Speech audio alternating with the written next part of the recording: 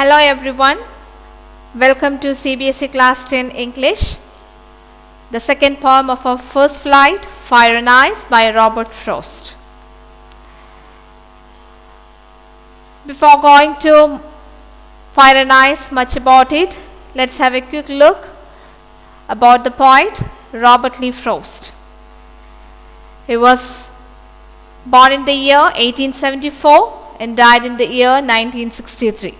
As you all know that he was an American poet and he used much of his poetry writing to depict the rural life of people.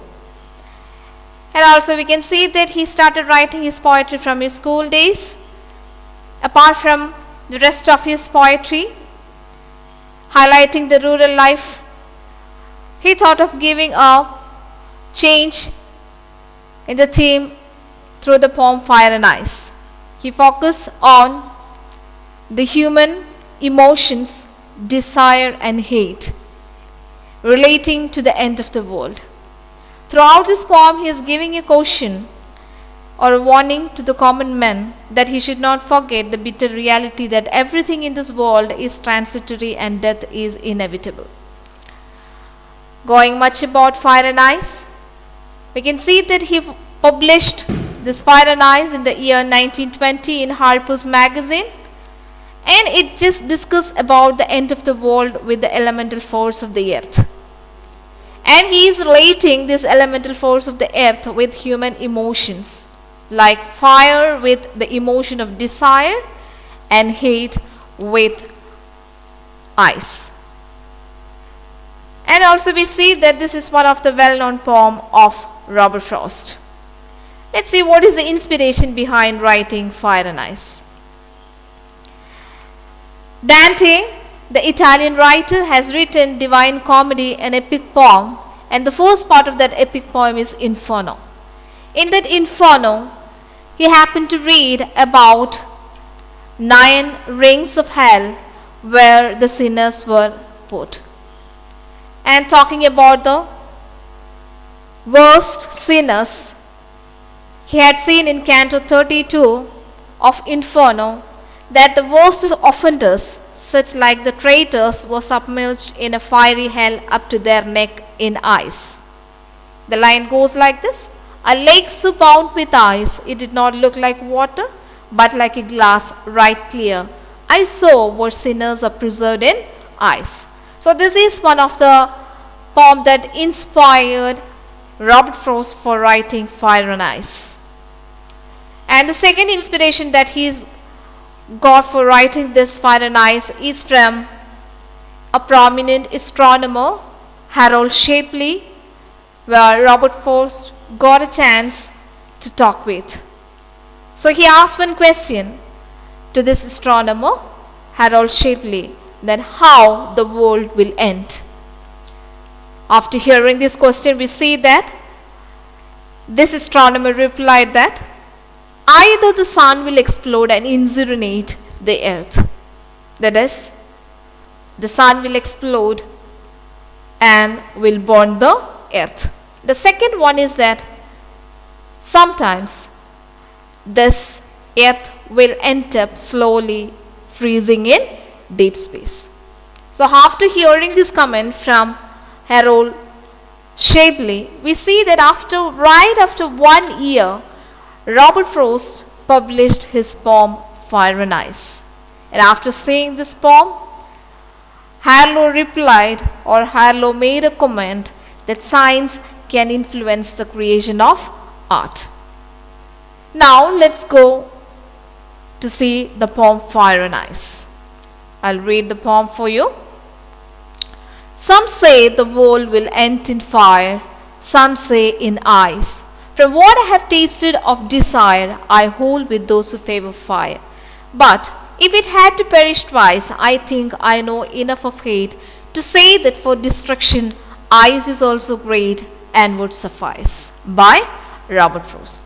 We see that this Fire and Ice is a poem, just talking about the title of the poem, Fire and Ice. These two are two opposite elements, and the poet is bringing together to say that sometimes this fire and ice can act as a great thing for putting an end to this world.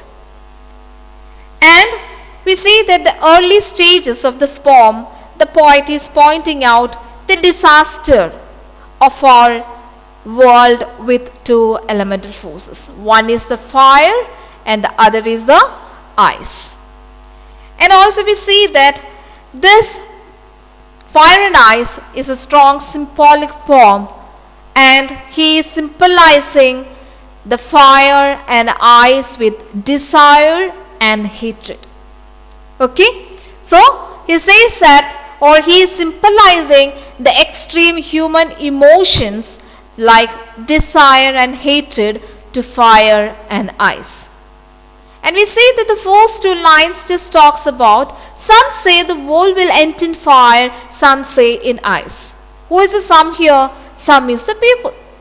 And says that already we have seen that he had a talk with one of the astronomer or a scientist, and he claimed that there is a possibility for the end of the world with fire. Because you know that from long time back there is a great discussion that is going on regarding how the world will end.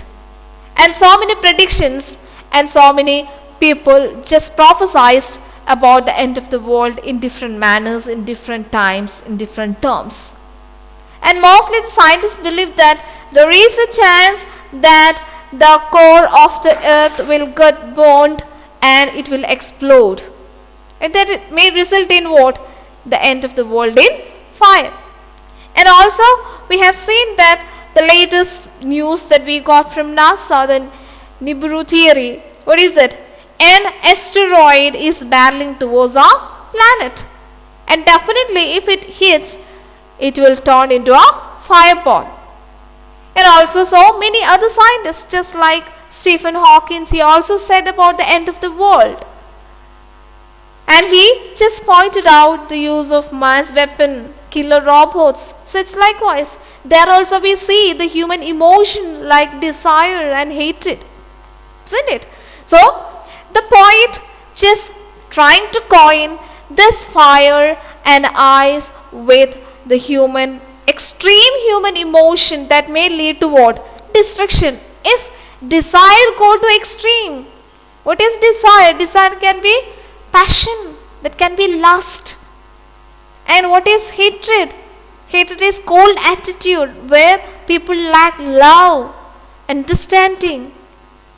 Isn't it? So here in this first two lines, he was just focusing about the first line says that the world will end in fire. That is a rapid action. There is nothing for this fire to wait. That is a rapid, quick action. All of a sudden everything will come to an end. And the second line, some say in ice. Ice is a gradual thing that happens slowly and steadily. It will come to an end. But the thing is that fire and ice, even though they are opposite in nature, but the end result of these two things are same. What is that? Destruction. Isn't it? You know that fire is extreme hot. We can't tolerate. And also extreme coldness also cannot be tolerated. The both end result is the same. Both are capable of what? Destructing. And now the third line says that from what I have tasted. Tasted means what? What he had experienced of desire, I hold with those who favor fire. So what he had known about desire, this quality of desire, passion, lust, and all these things that may lead to violence. And definitely I favor those who said about what? Fire. The end of the world in fire. So this is what the first stanza just talks about. We see that already we have seen that there is a debate that is going on whether the world will end in fire or ice. But the poet says that both ice and fire are similar in sense that both of them would destroy everything in the world. One of the reasons that he says is that life exists only on earth is that the circumstance and the temperature is apt to make it possible. And now talking about the opinion of the poet, the world will end in fire. So that's why he said in the last line, I hold with those who favor fire. What is the fire? Fire is desire. The action of fire is quick and rapid, and it will all of a sudden put everything into ash, isn't it? Ashes. Now coming to the next or stanza, and before going to next stanza, we see the opinion of the poet. Now, this Robert Frost is connecting fire with desire, as I told you, that is lust and passion. And he says that desire is powerful and would be quick end. And from his personal experience, he says that that is one possible reason for the end of the world. And that may be representing the great problems that may lead to war. Isn't it? And we can see that some possibly he has written this poem after the First World War. And he says that desire is a kind of intense love or want that focus people on getting and possessing and acquiring. That means people can go to any extent to acquire the thing that they needed. They won't care about or consider how others feel like. Only thing is that they wanted to satisfy their desire, isn't it? So that's what the poet connect with fire to desire, and he is on the opinion that I favor with those who favor fire. So what are the things that we see about fire? See that the earth core will get so heated up that it would lead to fire destroying the earth surface, and that may result burn to death. Fire can be related to human emotions like desire, warmth, lust, and they may lead to possessive nature. And also fire leads to what? Rapid destruction. And he says that fire is also what? Pure passion, and calls what? Fiery desire. Now coming to the second stanza. Second stanza, we see that the poet just talks about hate, because first stanza he said that fire is related to desire. And second stanza highlights that if the world got a second chance for destruction, if it had not perished with fire, there is another chance. What is that? If it had to perish means what? Perish means to end, to get a destruction twice. I think I know enough of what? Hate. And to say that for destruction, eyes is also great, and what? Suffice. Suffice means what? Suffice means enough. So he says that if there is a second chance for the world to come to an end, definitely it will be because of eyes. That is the cold attitude of people. That is hatred and indifference that can be seen among people. And the thing is that it is gradually this emotion will act upon people. And now talking about ice, he says that if the temperature goes down to an extent that makes life on earth impossible, they may freeze to death. That is prediction of scientists about the coming of ice age. That is also possible. So that's why it says that ice is also possible for what? Destructing. That is slowly and steadily we will face our death, or we will see the end of the world. Okay. And now just like coming ice age would destroy all living things on earth's surface. And here relating to human emotion, hate is dryness, coldness, hatred. That is, we doesn't have any sort of understanding or just have any sort of compassion to anyone. We always stay apart from others, isn't it? And that lead to what? Silent damage. There is complete absence of love.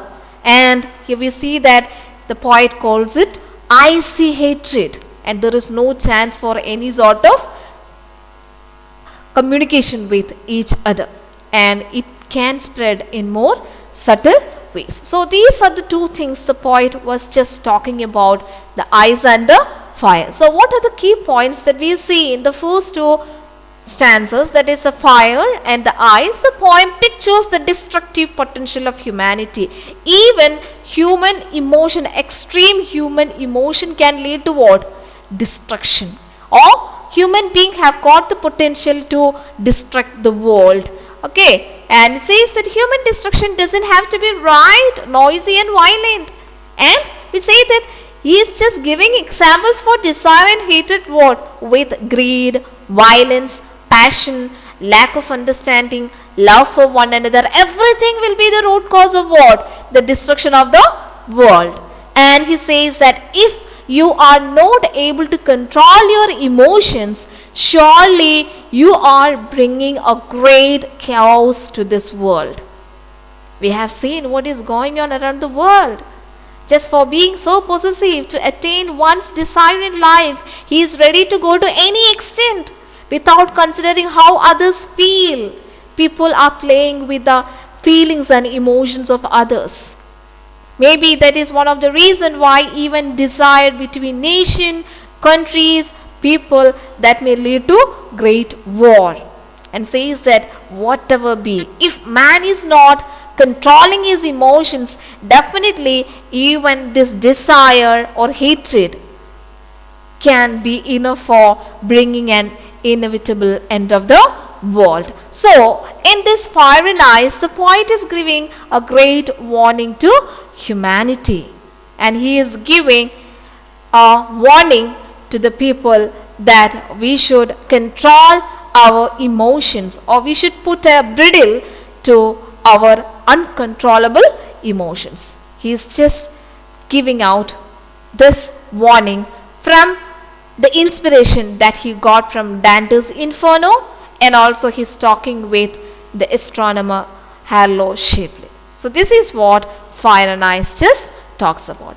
Okay, now let's have a look on the literary device. Okay, now the first literary device that we see here is assonance. What is assonance? Assonance is the repetition of vowel sound. Okay, repetition of vowel sound. Here in the line, I hold with those who favor fire. Here the sound O. O is a vowel sound, and this O is repeated in the sound O is repeated in hold and those O. Isn't it? So that is assonance. And the second one is alliteration. What is alliteration? If assonance is the repetition of vowel sound, then alliteration is the repetition of consonant sound. Okay, and the sound f is repeated in the words favor and fire. Favor and fire. So alliteration is the repetition of consonant sound. Here in the line, I hold with those who favor fire. Is repeated. The next one is imagery. Imagery is a literary device which we can perceive things through our five senses. Here, for example, some say the world will end in fire, and some say in eyes. Isn't it? We can experience with our senses this fire as well as this eyes. The next one is personification. What is personification? Personification is animating the inanimate. That is giving human qualities to inanimate objects. So here it says that actually fire and ice, said that the poet said that they are capable of what? Destruction. Actually destruction is possible, or this is one of the quality that is said about human beings. But fire and ice has given this quality that belongs to human. So that's why fire and ice is personified. Okay. And the next one is enjambment. Enjambment, just like the dust of snow that we have studied, there is no line break. Here the first 4 lines and the second 5 lines moves from one to another. So from the beginning till the end of one stanza, the meaning just continues without a line break. So that's why here enjambment, one line is connected to another. Some say the world will end in fire, some say the world will end in ice. The last one is symbolism. Symbolism, I told you that this is a poem highly symbolizing what? Fire to desire and fire to desire and eyes to hatred, isn't it? So here the poet is symbolizing fire with desire and eyes with hatred. So that's why here symbolism is used. I hope you understood this poem Fire and Ice. Thank you for watching and have a great day. For more videos, like and subscribe my channel English Orchard. Thank you all.